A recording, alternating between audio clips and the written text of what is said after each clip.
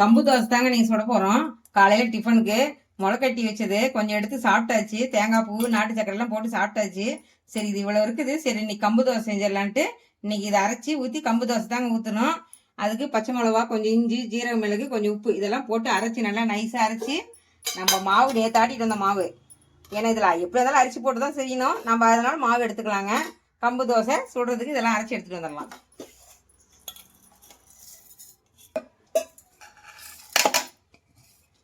காரத்துக்கு ஒரு பச்சை மிளகா, இஞ்சியெல்லாம் போட்டுக்கிறேங்க. ஏன்னா அதே வெறும் தோசையும் சாப்பிட்றதுக்கு நல்லாயிருக்கும்.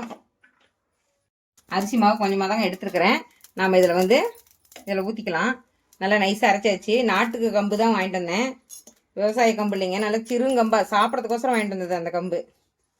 நல்லா அரைச்சாச்சு. நல்லா நைஸாகவே அரைச்சிட்டேன். இது இப்படியே ஊற்றி கொடுத்தா குழந்தைங்க சாப்பிட மாட்டாங்க. அதெல்லாம் ஒரு கேரட் சும்மா ரவுண்டு திருவி போட்டுக்கலாங்க. கருவேப்பிலை, கொத்தமல்லி, வெங்காயம், சின்ன வெங்காயம் நல்லா பொடியாக கட் பண்ணி இப்போ வச்சுருக்கிறேன். இது அதிலே போட்டுக்கலாம். ஏன்னா நேற்று மாட்டிட்டு வந்த மாவு தாங்க, அதனால் கொஞ்சமாக சொடை போட்டுக்கலாம்.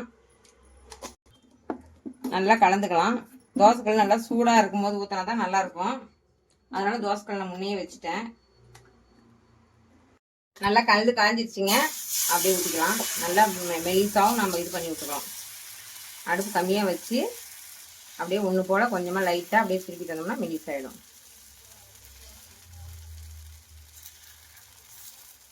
நல்லா வேக வச்சு எடுக்கணுங்க. எனக்கு கம்புங்கிறதுனால கொஞ்சம் நல்லா வேக வச்சு எடுக்கணும். கொஞ்சம் எண்ணெய் கொஞ்சம் ஜாஸ்தியாக ஊற்றினா தான் நல்லாயிருக்கும். இதுக்கு நல்லா வெந்துருச்சுங்க. அதை அப்படியே நம்ம திருப்பி போட்டுக்கலாம். ஃபஸ்ட்டு தோசைங்கிறதுனால நான் கொஞ்சம் இதாக ஊற்றிருக்கிறேங்க. அடுத்த தோசை நம்ம நல்லா அகலமாக ஊற்றிக்கலாம். நல்லா வெந்துருச்சுங்க. நம்ம திருப்பி போட்டுக்கலாம். பாருங்க நல்லா கலராகவும் இருக்குது. அப்படியே மடச்சி எடுத்துடலாம்.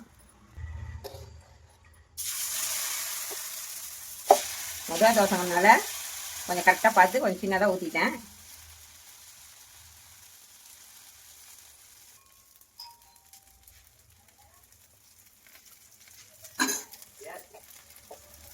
நல்லா வெந்துருச்சுங்க. அப்படியே எடுத்துடலாம். பாருங்க சூப்பராக இருக்குது. கம்பு தோசை ரெடி ஆயிடுச்சு. கம்பு தோசை சீக்கிரமா ரெடி ஆயிடுச்சுங்க. இட்லி மாவு இருந்தா போதுங்க. கம்பு நைட்டே ஊற வச்சிடலாம். உடனே அரைச்சி சுட்டோம்னு வச்சுங்க நல்லா மெது மெதுன்னு நல்லா சாப்பிட்டாவும் இருக்குதுங்க கம்பு தோசை. இந்த மாதிரி நீங்களும் செஞ்சு பாருங்க. நல்லது, குழந்தைங்களுக்குலாம் கொடுக்கறதுக்கு நல்லது. குழந்தைங்களுக்கு கொடுக்கறதுக்கு நல்லதுங்க. ஏன்னா இப்படி ஊற்றி கொடுத்தா சாப்பிட்டுருவாங்க. அதுக்கு சட்னி ஆட்டிக்கலாம். ஏதாவது தக்காளி சட்னி, கார சட்னி ஆட்டலாம். நான் இன்னைக்கு இட்லி பொடி தாங்க வச்சிருக்கிறேன். நம்ம வீட்டில் கம்பு தோசை, இட்லி பொடிங்க காலையில் டிஃபனுக்கு. வாங்க அடுத்த வீடியோவில் பார்க்கலாம். பாய்.